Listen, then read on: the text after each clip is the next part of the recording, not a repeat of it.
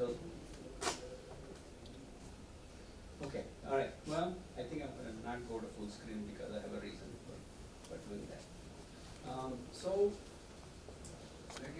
yeah, no, that's okay, yeah. So I guess on behalf of the trustees of the Bhal Tulpule Charitable Foundation, it is my pleasure and great honor to invite you and listen to all of your suggestions and ideas about what we're going to do in the future. My name is Bhal Tulpule, as pointed out. Oh, I'm sorry, yeah, I need to be close, yeah. So, once again, I'll start. Welcome to very first seminar and workshop on the global warming issues hosted by the Bhal Tulpule Charitable Trust. My name is Bhal Tulpule, IIT Bombay, I'm a member of the trustees. You're looking for something? Yeah. Waiting for the important person. Okay. So, we have a full day's agenda ahead of us. And these are my notes, but you can already share it. And I'm sure you're eager to find out some questions in the top of your head. Number one, why are we here? Second one, what can you expect from this day's worth of activity? So let me say that what you will hear today are some very thought-provoking, great ideas, proposals that address the global warming issues, as well as some success stories, simple ones, that we started with, and some ongoing projects. And then let us begin, therefore, reviewing the global warming issues. I'm not going to bore you with many charts, but just let you know that we all are familiar with this subject.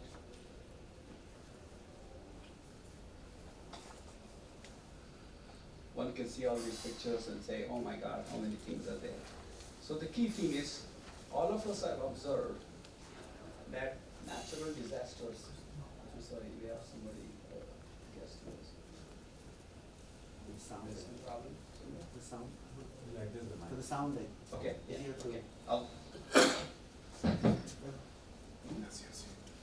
Okay, is it much better now? Yeah. Because I think it's my fault, I'm not getting too close to the mic. I'm always worried about the echo. Yeah, see there it goes, yeah. So we all wonder, what's going on? We have all kinds of fires, disasters, floods, and they seem to come more frequently, and they are far more deadly each time. So we all wonder, what's causing all these catastrophic events, and what to do about them? We kind of all have come to the agreement that these are all man-made disasters. We can all blame geothermal this and that, but I think it's ultimately human beings that are responsible for all of these. So because in the last 100 years, we have used science and technology and used nature, all the natural resources, to create great solutions. Think about all the gadgets that we have created from the last 100 years. Industrial revolution, cars, cheap energy, internet, abundant food, travel everywhere, protection from disease. I just recently noticed. Okay, yeah. So I think it's fair to say that we've created this problem using science and technology, and we've used natural resources to make our lives much better, healthier, happier, and we are more of us compared to 30, 50 years ago. So, in the process, we have also polluted the air, the water, and plundered the land, made all kinds of disastrous things, killed biodiversity, and destroyed forests. And the more we eat, the more forests we have to take down. So, I think one can come to the conclusion that science and technology brought us all these great things, and those are the ones that we're going to need to help us get out of this mess that we have created. So, I think a famous line from this thing is from, I think from Mahatma Gandhi. It says, the earth has enough for all, but not for all the greed. Famous line. And so my message to all of you is, this is a war. Now make no mistakes about it. And in the worst part is that in this war, we cannot distinguish between the the good guys and the bad guys, because both of us are us. And so it's a long and very painful fight. We're going to have to fight. We have to be persistent, and we'll have to win because there is no choice.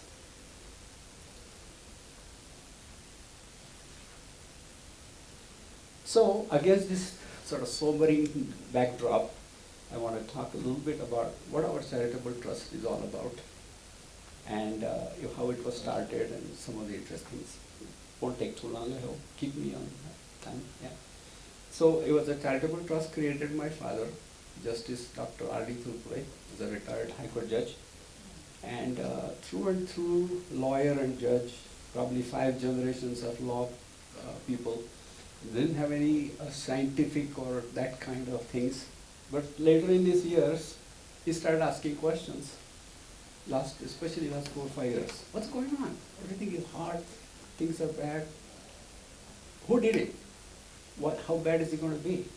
And what can we do about it? So we had told him that, well, this is not really a big problem, Dad, and it's going to be complex. It's going to take many years and lots of money and innovation to address these problems. So he said, he formed a trust, and he said, take all my assets, put it in there, and do something.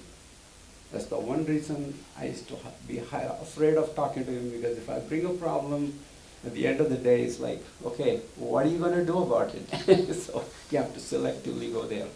So we started with very little idea what to do, and if we can make a difference. So we started very small. And I just want to give you a couple of previews. Some people who would have normally presented their portion, they couldn't be here for various reasons. So I'll show a couple of charts, and then I'll hand over to somebody from that kind of little projects, who will talk a little bit more, lot more. So this is one very small project. We created, or we gave some funding to organization. The art contest was created a few months ago, where the idea was, if children become aware and can start participating in this in a thinking way, the next generation will be a lot more aware. They're not, but these are 4, 5, 10-year-olds who were being inspired, and this is a global initiative that people were taking, and they are still working with it. So they presented something, and there's a challenge, and at the end of March, there will be a competition winner, and then there will be one again in 6 more months. So I think it's a great way to start at the grassroots, or the youngest level of the unaware or uneducated, I should say. Then there are 3 or 4 projects that we started. They were small, and I'm not going to talk a lot about them, especially the last one. The second one, 14 trees, which is a very fascinating, and the person who is going to talk about it is here. So I'll talk only about the other 3 in just very briefly. The very first one we started was kind of obvious. Oh, we got too much methane. Let's figure out, take some farm waste, cow dung, etc., and can we just create a bacterial thing so that people can have LPG gas. And it took literally a month from the time we started till then. They were able to install this, and now they get 2 tanks of LPG every month for their cooking. So very big success. So we said, oh great, but bigger challenges have to be ahead. So then we found a project where it was a small, what they call a Tanda village, where people stay there in transition. They were near farms, but nobody gave them any water. They had a tube well, a pump, but no electricity. So we said, okay, we can offer you solar panels, batteries, and now these people have 4 hours of water every day. And then the same day, in the evening, those lights are enough for children to study. They did all the installation. We gave them the equipment, and they are happy as a lark. Wish my father could see it. Then the other one, which was even more exciting, now we're getting into bigger things. This one, Tanda village, was near Solapur, sponsored by Janpavadani organization in Solapur area, Harari. The last one in that group, before I hand over to Praveen Bhagwat, is called EV, bicycles. We found that in those towns, girls who are like in the high school area would go to smaller villages, teach hygiene, teach women's issues, and basically do provide education, but they used to go on bikes. It's a simple solution. Solar panels, batteries, sound like a broken record, but that's what we did. And we gave them electric bicycles. And we said, bikes are better than scooters because if your scooter runs out, you have to walk back with it. This one, you can keep pedaling. So we gave them 6 bikes, and you're going to see a little video. I think that comes right out of this one. Before I hand over to Praveen, I'm going to, I think, show you the video. And I have to go. Oh, go to the Word file. Okay. Yes.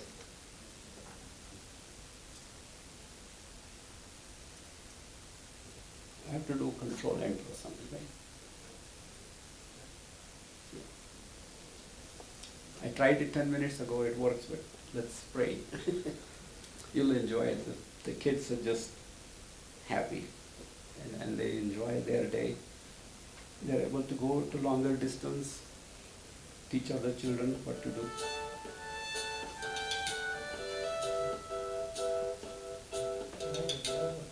Yeah, right, yeah, no. Yeah.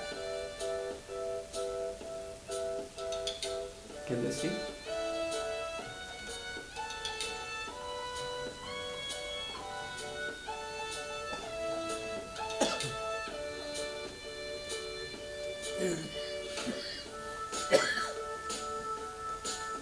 It's only 4 minutes, so bear with it.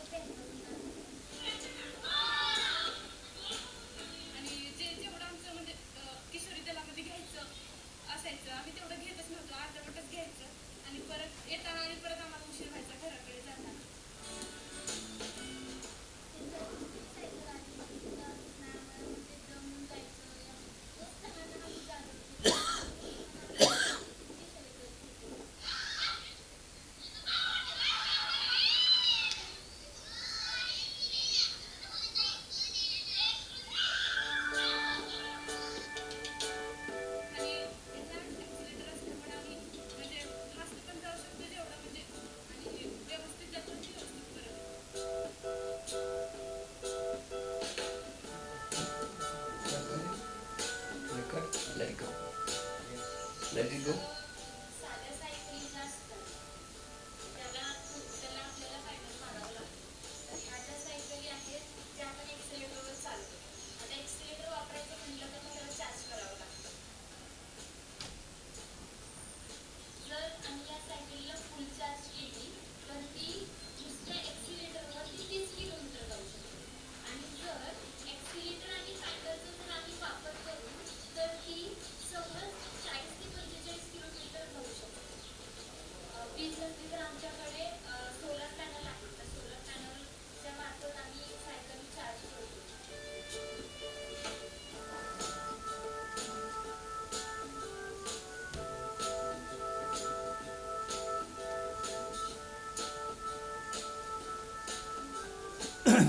I think I can go. Yeah.